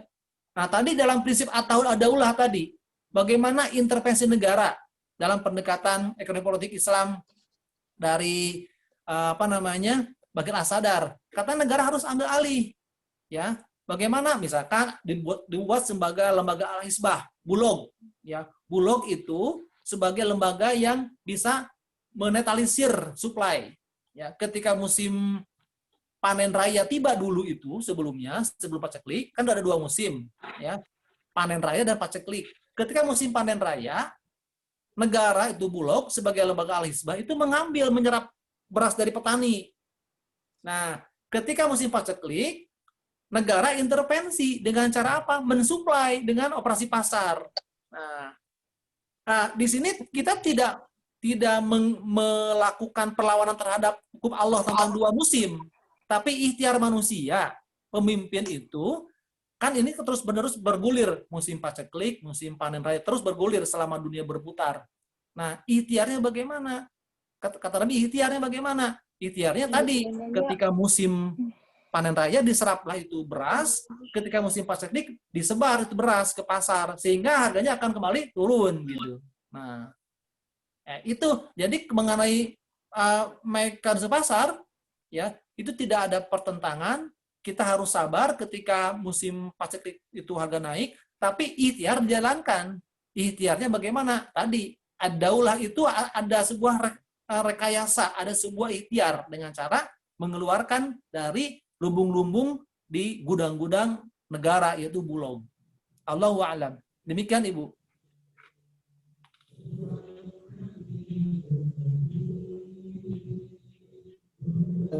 Gimana Bu jawabannya? Mencerahkan Bu. Nah, insya Allah saat ini lanjut saat ada pertanyaan. Assalamualaikum Ustaz, izin bertanya, monopoli dalam perspektif Islam itu bagaimana Ustaz? Ya, saya kembali lagi ya. Jadi monopoli itu harus disiasati nih, harus dibedakan antara monopoli dengan praktek monopoli, yaitu al-ihtikar. Kalau bicara monopoli struktur ya, struktur pasar monopoli, perusahaan tunggal ya, yang mampu menghasilkan barang dan jasa satu tunggal, itu tidak ada masalah. Selama dia tidak memainkan harga. Ya. Jadi tidak ada upaya untuk menekan konsumen, ya. Perusahaan tunggal sah-sah saja. Yang tidak boleh adalah al-ihtikar, praktek monopoli berupa penimbunan. Ya. Nah, cuman sekarang kita selalu mengambil sebuah sikap dan persepsi monopoli aja. Padahal ada dua definisi, ada struktur pasar monopoli, ada praktek monopoli gitu ya. Ini harus dibedakan gitu ya. Dalam Islam itu praktek monopoli tidak boleh. Ya, itu namanya al-ihtikar, praktek monopoli. Dia menahan harga. Ya. Menahan supply sedemikian waktu sampai harga naik tertinggi. Baru dia keluarkan. Nah, padahal dia punya barang di gudang. Nah, beda dengan paceklik. Paceklik itu bukan penimbunan. Itu sebagai kekuasaan Allah, sunatullah ketika musim kering, ya, musim kering tiba. Nah, musim kering tiba, di gudang tidak ada stok. Harga naik. Kata Rasul, jangan kau pengaruhi. Artinya jangan terima saja gitu. Tapi kalau ada ikhtiar negara itu mempunyai stok di masa sebelumnya untuk memasuki fase paceklik, itu ikhtiar, itu bagus. Gitu. Ya. Nah, demikian kira-kira. Mudah-mudahan dapat dipahami dengan baik. Oke, terima kasih Ustaz. Lanjut ya Ustaz ya. Afwan. Ini yang atas belum pandangan Ustaz minimarket apa? Oke. Tadi ada slide yang menyatakan bahwa tujuan perekonomian dalam Islam, oke ini sudah. Saya tertarik dengan slide pemenuhan kebutuhan pokok, Ustaz. Produk yang jarang kita sadari, seperti kebutuhan kebersihan dan kesehatan kita, seperti pasta gigi, kecap, saus, garam, dan lain-lain. Itu dikelola oleh grup-grup besar. Pertanyaannya, bagaimana mendapatkan pasar seperti di atas oleh usaha-usaha mikro? Ya, Masya Allah pertanyaannya luar biasa ya. Saya ingin mohon izin menyebutkan saja lah ya, menyebutkan satu korporasi yang sangat besar ya di dalam industri, kita katakan itu household consumption gitu ya, barang-barang kebutuhan pokok ya. Unilever misalkan ya. Dia mampu menghasilkan sedemikian banyak ya, ratusan jenis produk kebutuhan pokok manusia di semua dunia, di semua belahan dunia ya. Nah, sekarang begini, yang menjadi sebuah pertanyaan paling prinsip gitu ya. Nah, ketika kita ingin memenuhi hajat kita terhadap semua produk tersebut, mulai dari kecap, sabun mandi, odol, dan sebagainya, ya. Sebagai bangsa yang besar nih, sebagai negara yang paling besar, umat muslimnya, Indonesia lah, karena kita sebagai konteks Indonesia. Kira-kira mampu nggak untuk mandiri gitu? Nah, selama tidak ada kemandirian untuk menghasilkan produk-produk sejenis, ya, maka kita memang tidak akan bisa banyak berubah bangsa ini. Ya, kita hanya sebagai market saja, pasar gitu ya. Nah, ini ada hubungan dengan bagaimana tadi kemampuan manusia sebagai khalifah, sebagai pemimpin di dalam mensyukuri nikmat Allah. Jadi saat ini kita harus berubah nih, bukan sebagai konsumen tapi produsen. Mampu nggak memproduksi barang-barang sejenis yang mereka produksi gitu. Sudah saatnya. Nah, oleh karena itu jikalau ada sebuah kekuatan tertentu dari masyarakat lokal ya yang menghasilkan barang yang sejenis, ini saatnya kita untuk bahu-membahu ya, mendirikan atau mensupport beberapa perusahaan tersebut supaya kita bisa menjadi negara yang mandiri. Sebagai bangsa yang mandiri, sebagai negara yang mandiri, ya sehingga kita tidak menjadi katakanlah bangsa yang tergantung kepada negara lain gitu ya. Saya pikir ini penting. Mungkin dimulai dari skala kecil dulu ya, skala mikro dulu. Nanti baru naik ke skala yang lebih besar. Sampai pada waktu tertentu dengan kekuatan modal yang cukup besar, akhirnya bisa menguasai atau bisa bersaing secara masif gitu. Demikian Ahuna Sidik. Oke, baik Ustaz.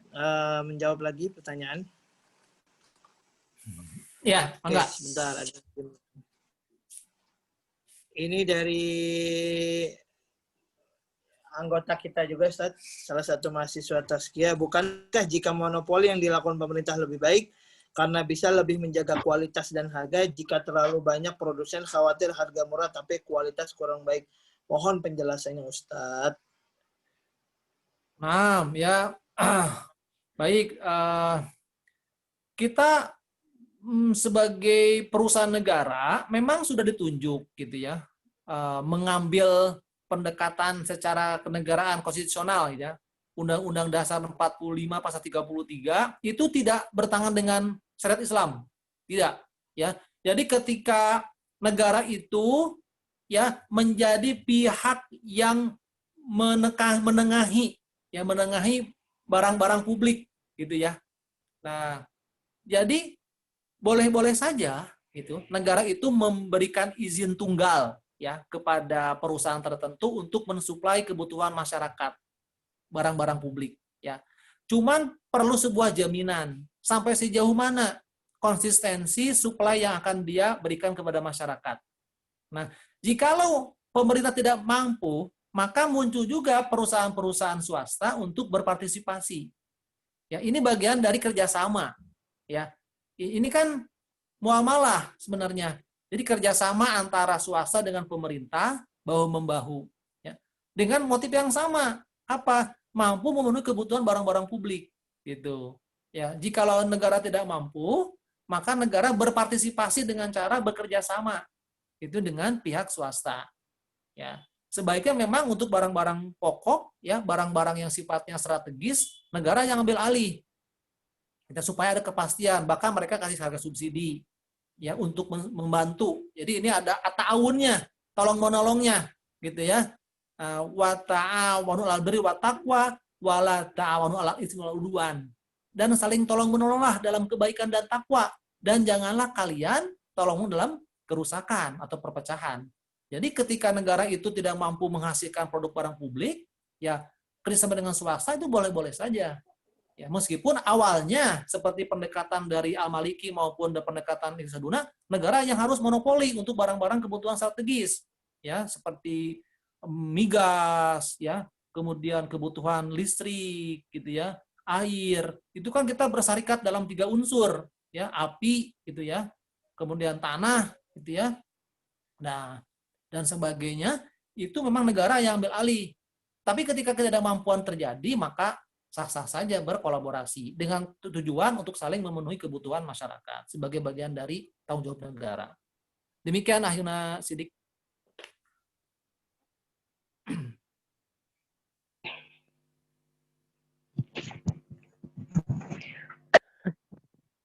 Masih di mute, Ahi, masih di mute. Assalamualaikum. Sebelumnya ada yang... Oke, silakan Waalaikumsalam, Bu Dewi, Ahuna sebentar. Dewi Utari. Ya, ini sahabat saya waktu sekolah ini. Sahabat sekolah. Mangga. Alhamdulillah. Assalamualaikum warahmatullahi wabarakatuh, Pak Ustadz. Waalaikumsalam warahmatullahi Teh Dewi. Alhamdulillah ditakdirkan untuk bertemu walaupun via Zoom. Ya, alhamdulillah. Saya yang tadi tidak menyimak dari awal karena susah masuk dan juga sinyalnya agak tersendat.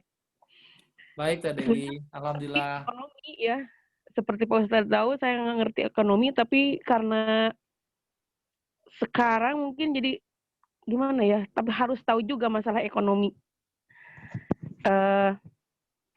Karena ini Pak Ustadz saya mau nanya nih, berkaitan dengan pandemi yang hampir 7 bulan ya, kalau Ya. tidak salah sekarang ini. Karena mungkin sebelumnya saya pribadi atau saya keluarga itu tidak mengelola ekonomi secara mandiri, jadi tergantung karena pekerjaan atau perusahaan. Tapi setelah adanya pandemi ini, otomatis saya dituntut untuk memperbaiki ekonomi keluarga. Tapi dalam keadaan seperti ini, jadi serba salah nih sebagai warga ya, mau memulai juga pasarnya sudah di drop atau gimana gitu ya, dengan produk-produk, maaf, bukan berarti tidak produk-produk Cina lah istilahnya ya, karena Cina itu pintar, apa yang kita butuhkan dia tahu gitu. Jadi kalau misalnya dari ekonomi orang-orang Indonesia yang memproduksi, pasti dia udah tahu duluan. Misal contohnya produksi yang biasa kita pakai sebenarnya Indonesia mampu memproduksi. Tapi karena Cina itu ekonominya atau modal kapitalisnya besar, jadi apa yang diproduksi Indonesia pasti ada gitu. Jadi sebagai warga negara Indonesia, kadang-kadang saya kok merasa kesana susah kesini susah karena putus asa karena mungkin ekonomi raksasa itu gitu ya. Saya pengen bertanya, sebaiknya atau bagaimana sikap saya sebagai Muslim menghadapi hal ini supaya rasa percaya diri muncul, terus kegigihan muncul, juga tidak cepat putus asa karena melihat kenyataannya yang seperti ini, Pak Ustadz. Terima kasih. Assalamualaikum warahmatullahi wabarakatuh. Waalaikumsalam warahmatullahi wabarakatuh. Terima kasih banyak Teh Dewi.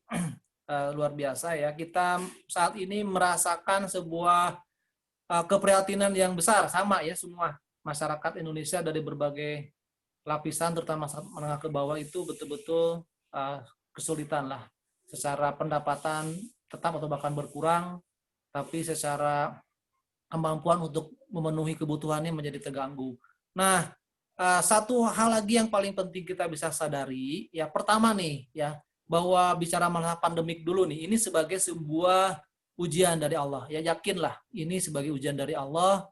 Kita semua merasakan, tidak hanya kelompok tertentu, semua merasakan di semua belahan dunia. Ya, kita tentunya harus banyak berikhtiar, bertawakal dan berdoa sama Allah bagaimana kita bisa bertahan di kondisi yang sangat susah demikian. Nah, bicara mengenai Cina ya, negara China gitu ya, atau Tiongkok.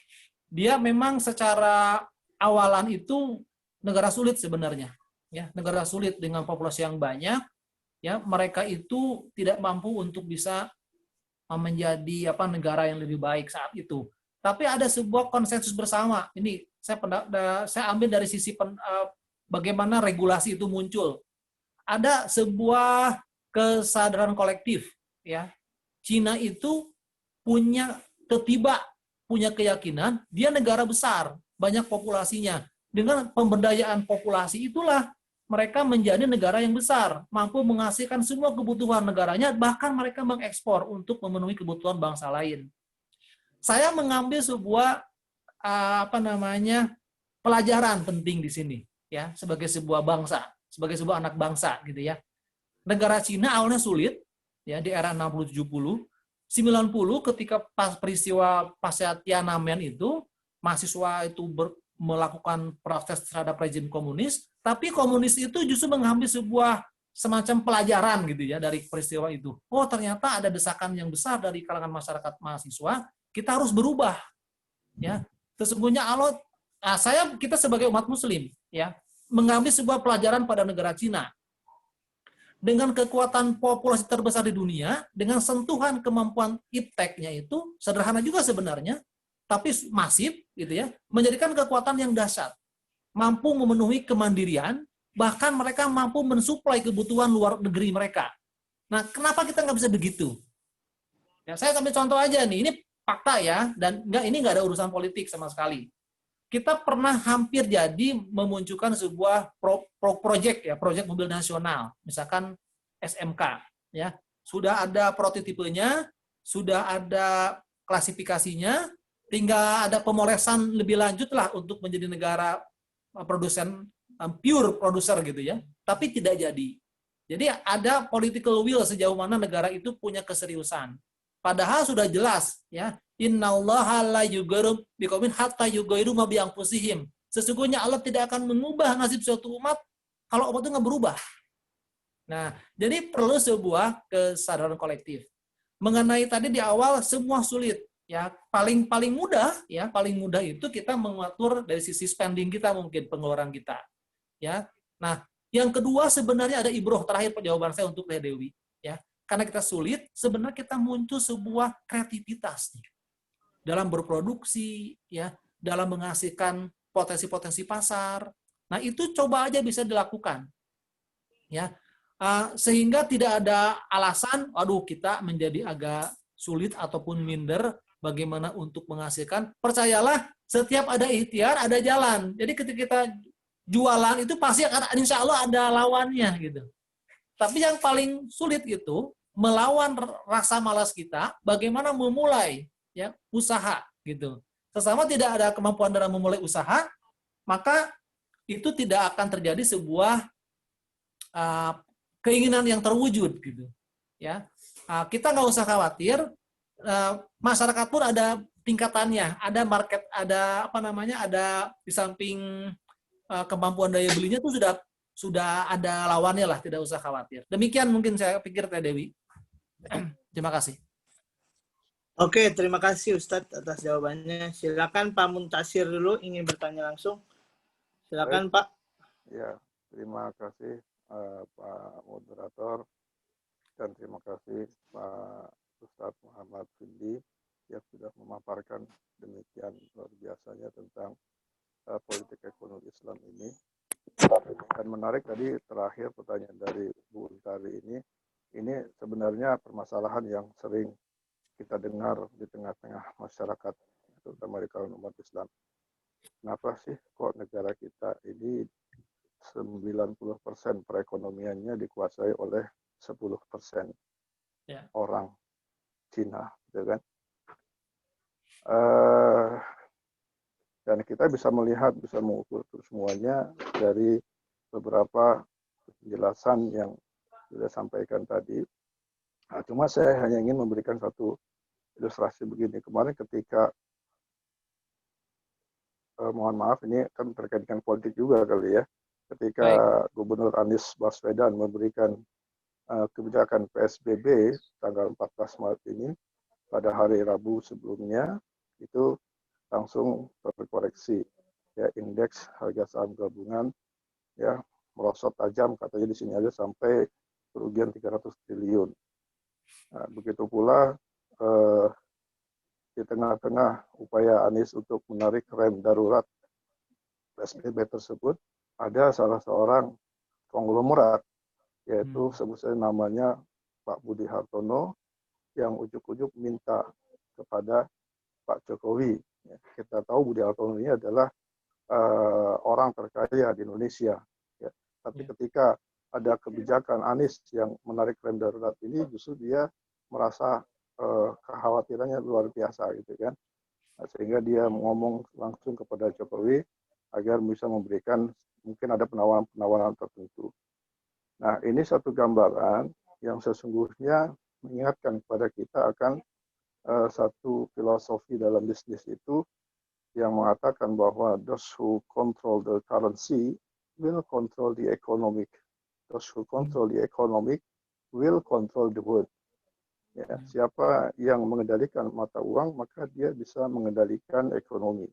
Dan siapa yang mengendalikan ekonomi, maka dia bisa mengendalikan dunia. Ya.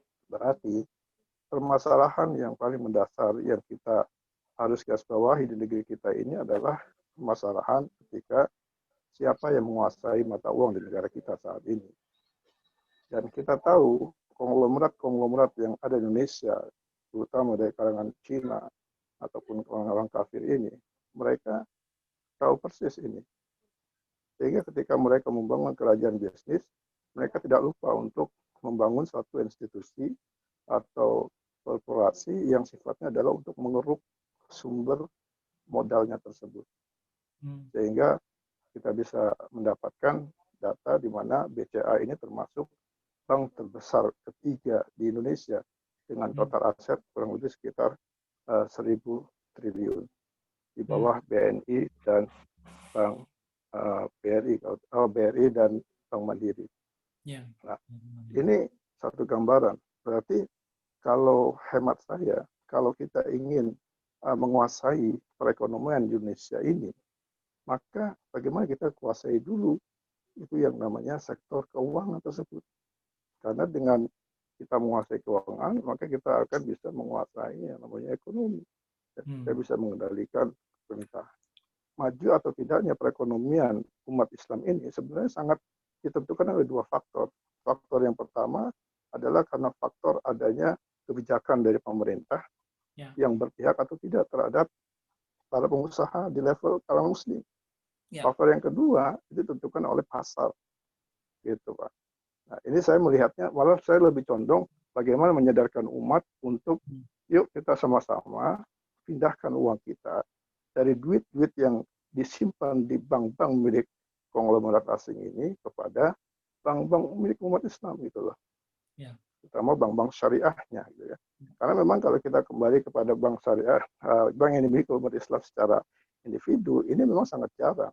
Yang ada dimiliki oleh BUMN. Dan kita tahu bank BUMN pun itu dari katakan ada 60% saham yang dilepas secara umum ke publik itu 80%-nya itu dikuasai oleh mereka juga sebenarnya. Gitu. Nah, jadi ini permasalahan yang paling utama yang menurut saya itu perlu kita sadarkan. Nah, di samping tadi apa yang disampaikan oleh Pak Dr. Muhammad Bindi tadi, yang kita juga harus bagaimana bisa membangkitkan sektor usaha mikro dan kecil dan mikro tersebut. Berarti perlu ada suatu penyadaran. Nah, terkait dengan penyadaran ini, nah di sini dibutuhkan yang namanya para relawan-relawan atau dai-dai yang bisa untuk terjun secara langsung. Nah, seperti lembaga yang dilakukan oleh AKTD ini merupakan bagian daripada upaya untuk mencetak dai-dai mungkin. Mudah-mudahan ini bisa memberikan bagian daripada proses diklat gitu ya. Saya pikir ini sebagai sharing saya saja gitu ya, terkait dengan apa yang tadi disampaikan oleh Ibu Untari ya. Mungkin untuk pertanyaan nanti bisa di sesi berikut. Baik, Masya Allah Pak Muntasir ya, luar biasa. Ya, saya pikir sepakat Pak Muntasir ya, di samping penguasaan ataupun keberpihakan kita dari sektor real ya, membangun kemampuan produksi ya di level perusahaan mikro dan kecil, saya sepakat sekali Pak. Bagaimana kita sebagai pemilik uang ya untuk mampu mengatur dan bahkan memindahkan ya aset modal kita itu ke bank-bank syariah untuk mengimbangi, karena kan kalau sudah punya kemampuan besar modal, bank-bank syariah pun akan melakukan spending juga, belanja untuk pemberian modal bagi perusahaan-perusahaan yang kecil mikro yang memang didominasi oleh kalangan Muslim. Ya, selama tidak itu ya kita memang agak sulit juga. Ya, makanya rasio ataupun katakanlah ya pangsa pasar perbankan syariah kan tidak bergerak di jebakan 6-7%. Padahal ini sudah bergerak sudah sejak tahun 92 ya Pak Muntasir ya. Betul. Nah ini luar biasa lambannya gitu. Kapan kita bisa bergerak lebih cepat? Itu pun dibantu oleh konversi Bank Aceh, Pak. Pasti Bang Aceh. Ya, Bank Aceh, seluruh bank di Aceh itu kan konversi kepada syariah, itu kan dibantu. Kalau nggak ada konversi Bank Aceh nggak bisa. Sampai angka 6% itu. Paling banter 5%, Pak. 5%. Nah, subhanallah, ya. Betul. Sepakat Pak. Nanti insya Allah akan ditambah lagi itu dari bank di Sumatera Barat ya, termasuk di Jawa Barat, di Tasikmalaya itu sudah ada di sana juga kan. Ya. Jadi political will ya, political will untuk membangkitkan perekonomian umat dari sektor dan sektor keuangan ya. Itu sangat kita harus mencontoh dari Malaysia juga, Pak. Ketika Malaysia bisa menaikkan kekayaan bank syariahnya itu sampai di atas 40%. Ya. Itu kan bukan hanya semata-mata didukung oleh market yang ada di bawah gitu kan, tapi juga political will dari pemerintahnya juga sangat kuat, di mana transaksi-transaksi yang terkait dengan pemerintahan mereka menggunakan bank syariah. Nah, oleh karena itu, ketika di Indonesia katakanlah kita ini sulit untuk bisa mengharapkan pemerintah yang punya kebijakan yang betul-betul mensupport dari aspek peningkatan ekonomi Islam, gitu, dari sisi kebijakan-kebijakannya tersebut, ya maka kita mau tidak mau harus menyadarkan umat, ya karena kalau umat sudah sadar, ya berarti kan pasar itu akan bergerak, gitu kan, pasar akan bergerak, karena di sini nanti akan berlaku hukum pasar, demand and supply. Ketika masyarakat sudah jenuh dengan bank konvensional, maka dia akan lari ke bank syariah. Ketika pasar sudah menghendaki bank syariah, otomatis kan pemerintah nggak bisa tinggal diam. Gitu. Dia akan menurunkan juga kebijakan-kebijakan yang baru yang akan berpihak kepada sektor perbankan syariah yang saat ini memang belum 100% sesuai dengan syariah. Ya, kenapa? Karena kebijakan dari OJK sendiri yang memang belum bisa memberikan memfasilitasinya. Demikian, Pak. Ya.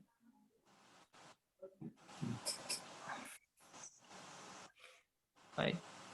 Silakan Huna Sidik ya. Syukran. Oke, syukran Ustaz. Ini kita jawab lagi pertanyaannya. Masih ada beberapa. Assalamualaikum Ustaz. Indonesia berekonomi dari hulu sampai hilir dikuasai oleh kelompok tertentu. Dikuasai oleh kelompok tertentu dan kelompok tersebut sudah dipelihara dari zaman Orba. Pertanyaannya bagaimana cara agar kita sebagai muslim bisa mengungguli mereka? Hal pertama apa yang harus dilakukan? Itu Ustaz. Ya. Ini ada hubungannya dengan tadi diskusi dengan Pak Muntasir ya. Nyambung sekali itu. Nyambung sekali. Di sini diawali dengan sebuah pertanyaannya dengan katakanlah dilindungi gitu ya. Kalau saya mengatakan dilindungi, dipelihara juga bolehlah bahasanya apapun juga ya. Ketika sektor usaha konglomerasi itu sudah terjaminkan sejak dulu zaman Orde Baru, ya sekarang era reformasi, ya kita terbuka saja ya. Warisan Orde Baru yang sedemikian panjang itu kan memang akan memunculkan sebuah kekuatan yang besar juga mereka itu ya. Kita starting point-nya 98, mereka sejak tahun 68 itu udah kalah start 30 tahun ya. Dan makanya dengan demikian istilahnya ya incumbent firm ini ya mereka tinggal dengan diam pun sudah leading sekian jauh gitu ya. Nah, bagaimana sekarang? Ya kembali tadi kesadaran umat itu. Mungkin melalui media ini saya sampaikan gitu ya. Kita bersaing secara fair dan kita mungkin tertinggal dengan mereka gitu ya. Tapi kita memulai kembali gitu ya. Sesuatu kekuatan yang terserah, yang terlemahkan, ini saatnya untuk kembali memulai kebangkitan umat Islam ya. Tapi ini untuk semua kepentingan gitu. Jadi kita sebagai rahmatan alamin juga ya mementingkan kebutuhan kita sebagai umat muslim, juga semua masyarakat di Indonesia itu sebagai agama yang betul-betul menjamin kebutuhan semua orang ya. Itu seperti yang Rasul ajarkan gitu, kita memenuhi kebaikan umat kita dan juga umat yang lain ya. Nah, kita tidak punya rasa dendam, tapi kita berpikir bagaimana kita bisa merubah keadaan lebih baik lagi ya. Ya, makanya secara mikro, ya secara individual ataupun secara keluarga, ya sekarang memulai gitu, memulai untuk menghidupkan ekonomi umat, membantu, menolong sesama umat, menabung di bank syariah. Itu merupakan ikhtiar kita gitu. Membeli di warung atau membeli di tempat-tempat yang minimarket yang sudah terkenal besar. Ya, kita bantu kalangan umat Islam itu. Karena dengan kita membesarkan usaha mikro, dia bergerak nanti menjadi kecil. Jadi menengah gitu. Kalau nggak ada demikian, ya sulit gitu. Kita menjadi terdorong dengan sebuah kebiasaan yang sudah berlangsung selama ini. Demikian saja, Allah alam.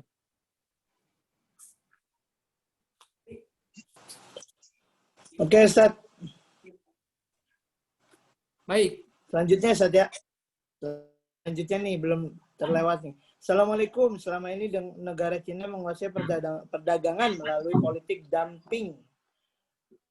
Hampir di setiap negara manapun, termasuk di negara Indonesia. Sedangkan Indonesia menjual produk barang misalkan di negara India menjual lebih murah daripada negara India sendiri di negaranya. Maka akan dikenakan sanksi perdagangan internasional. Jika Cina melakukan hal tersebut tidak dikenakan sanksi perdagangan internasional, bagaimana menurut pandangan Islam kebijakan perdagangan politik dumping yang hanya menguntungkan satu negara tersebut? Syukran, Ustaz. Afwan, menarik ya. Ini politik dumping salah satu bentuk praktik unfair competition ya, secara kenegaraan dan secara syariat pun itu dilarang karena punya niat satu ya, niatnya itu untuk menjatuhkan lawan dengan cara praktek-praktek yang keji seperti itu. Nah, sekarang kita punya data, misalkan ada sebuah fakta, data dan fakta. Cina itu mengambil sebuah tindakan dumping dalam rangka menghancurkan kekuatan negara lain. Ya kita kan dalam konteks globalisasi kan ada semacam media melalui World Trade Organization ya, WTO. Nah ini sebenarnya peran itu muncul tuh. Sejauh mana kemampuan kita lobbying negara-negara untuk memprotes bahwa ada praktek-praktek lobbying, praktek-praktek dumping, maaf. Ya kita lakukan sebuah praktek lobbying. Lobby kepada lembaga terkait untuk melakukan punishment kepada negara yang melakukan praktik dumping. Nah, ketidakmampuan kita ya di dalam melakukan sebuah protes atau melakukan sebuah tindakan ketidaksetujuan, yaitu menjadikan mereka semakin besar. Nah, ini tidak mudah, ya tidak mudah.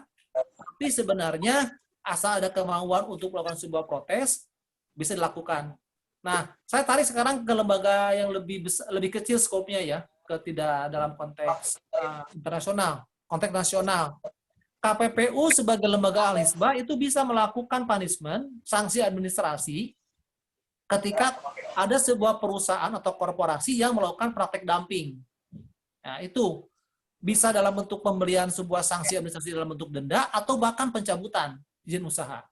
Ya, ini jelas sebagai bagian dari barrier to entry ya, praktek-praktek yang sifatnya itu kezaliman ya, kezaliman, yaitu padahal sudah dilarang tidak boleh berbuat zalim ya, kita harus bersaing secara fair, bukan dengan cara membunuh lawan ya, dengan cara mematikan praktek dumping itu sendiri ya. Laporkan, kemudian ada keberanian lembaga al-hisbah itu untuk mempunishment gitu. Jadi negara harus ada di belakang kepentingan masyarakat banyak ini. Ya. Makanya dalam hal ini saya tarik ke KPU lagi ya. KPU itu lembaga yang harus memiliki anggota yang cukup secara kebutuhan material. Ya. Gaji cukup. Ya, kebutuhannya cukup. Karena kalau misalkan gaji kecil itu bisa tergoda. Maaf, tergoda untuk bisa melakukan lobbying untuk mementingkan kebutuhan atau kepentingan dari pihak si yang tadi seperti dumping tadi ya. Demikian akhirnya Sidik.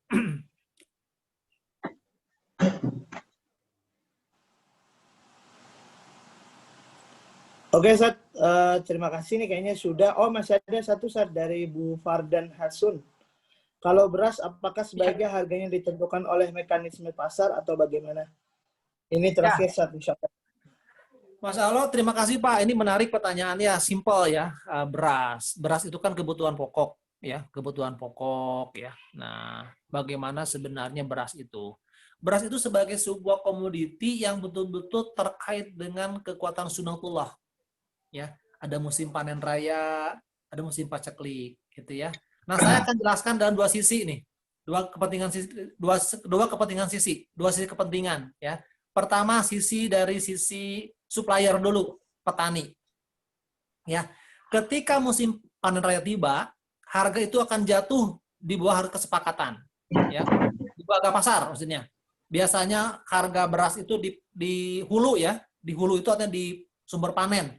Katakanlah misalkan Rp8.000, gara-gara panen raya ya, melimpah beras, sementara kita tidak berubah, harga jatuh ke separohnya, Rp5.000 katakan. Nah, kalau sekedar mengikatkan pada mekanisme pasar, petani harus terima harga Rp5.000. Padahal misalkan ongkos 1 kilogramnya itu muncul Rp5.000 juga, ya, untuk membeli benih, pestisida, ya, kemudian pupuk dan upah petaninya katakanlah Rp5.000 juga. Berarti kan Rp0 tidak punya sama sekali margin, ya. Bagaimana dia bisa mendapatkan kelebihan untuk membiayai anak sekolah ataupun untuk membeli segala kebutuhan pokok. Nah, oleh karena itu ada lembaga al-hisbah berupa Bulog. Bulog itu dengan kekuatan anggaran negara, ya, negara punya at-tadu-ad-daulah tadi, at-tadu-ad-daulah. Negara bertanggung jawab intervensi membeli harga itu di atas harga ketika sedang anjlok, ya, biar dia punya margin Rp6.000. Nah, kesimpulan saya, ya, dalam rangka at-ta'awun, ya, tolong menolong, itu boleh saja negara itu memberikan sebuah kepastian lebih kepada petani. Rp6.000 dibeli oleh Bulog, berarti ada Rp1.000, kalikan dia punya 4-5 ton atau 10 ton, jadi punya uang 10 juta. Nah, kan dia tersenyum gitu ya, petani. Nah, itu tentang intervensi dalam bagaimana mekanisme pasar yang sedang anjlok itu, maka kegagalan negara itu perlu untuk memberikan sebuah kepastian, kebahagiaan buat pelaku usaha, gitu ya.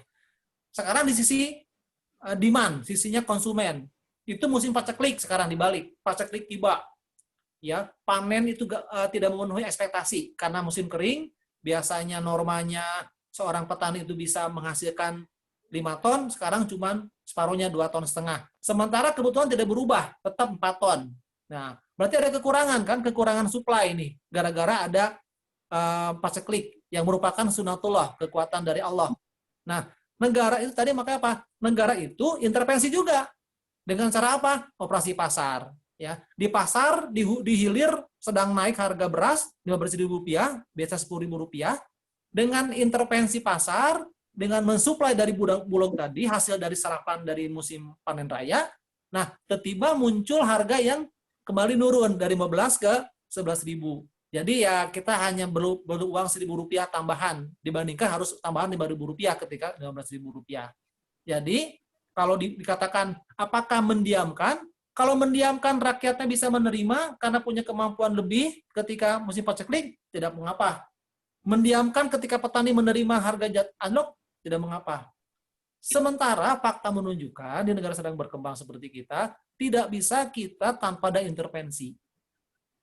Ya, intervensi dengan niat at-ta'awun, tolong menolong itu dibolehkan. Demi untuk melancarkan kegiatan produksi musim berikutnya. Karena kalau petani nggak dikasih support subsidi, pembelian harga lebih mahal tadi, ya, maka dia nggak punya kemampuan daya tanam lagi. Wah, uang saya udah tekor habis, boro-boro untuk membelikan panen musim tanam berikutnya, uang saya pun sudah habis, nggak ada uang sama sekali. Demikian Bapak Ibu sekalian, mudah-mudahan dapat diterima. Allahu a'lam. Oke, terima kasih Ustadz atas pemaparan materinya dan jawabannya atas pertanyaan-pertanyaan. Apakah ada closing statement, Ustadz? Ya, baik.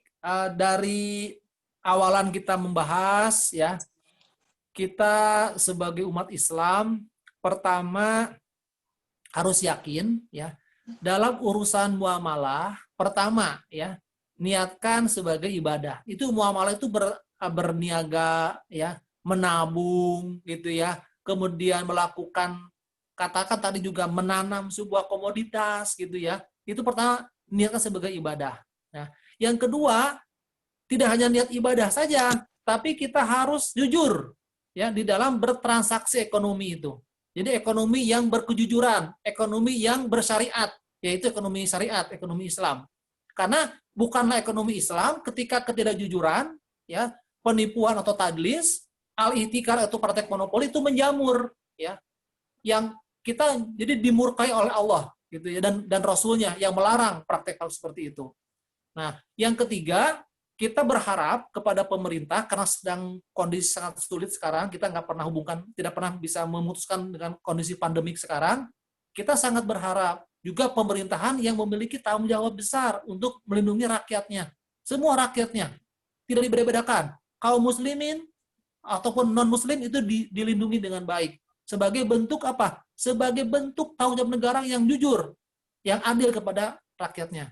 Demikian saja, mudah-mudahan bermanfaat, dan saya mohon maaf bila ada kekurangan dan kesalahan kata saya dan sikap saya. Assalamualaikum warahmatullahi wabarakatuh. Waalaikumsalam warahmatullahi wabarakatuh. Syukran, Ustaz. Oke, baik teman-teman semuanya, sudah di akhir acara. Jadi insya Allah bagi yang ingin slide atau ingin rekaman, insya Allah nanti akan dibagikan di grup. Jadi terima kasih teman-teman semuanya telah bergabung, telah mengikuti kelas kita. Semoga kita mendapat perspektif baru yang telah disampaikan Ustadz Muhammad Findi. Semoga makin berkah, Ustadz. Nanti Amin, jika ada amin. teman-teman yang ingin beli buku, bagaimana, Ustadz? Ya, saya Ingin akan membeli kirimkan buku. ke antum ya, ke Ahuna Sidik. Saya akan berikan kontak person Ya. dari penerbitnya.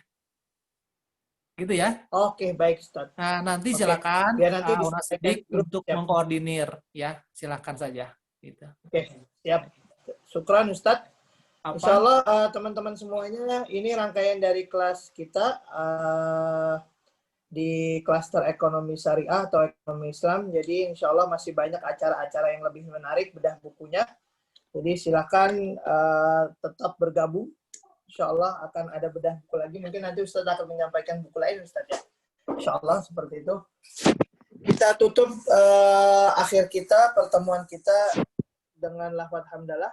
Alhamdulillahirrahmanirrahim dan doa kafaratul majlis. Alhamdulillahirrahmanirrahim. Subhanallah, astagfirullah wa atubu ilaik. Syukran teman-teman semuanya yang telah mengikuti. Syukran Ustadz, syukran Pak Muntasir, syukran teman-teman semuanya yang hadir. Kita undur diri, insya Allah kita bertemu di pertemuan berikutnya, di kelas-kelas berikutnya, di klaster ekonomi Islam. Akhirul kalam, assalamualaikum warahmatullahi wabarakatuh. Waalaikumsalam warahmatullahi wabarakatuh.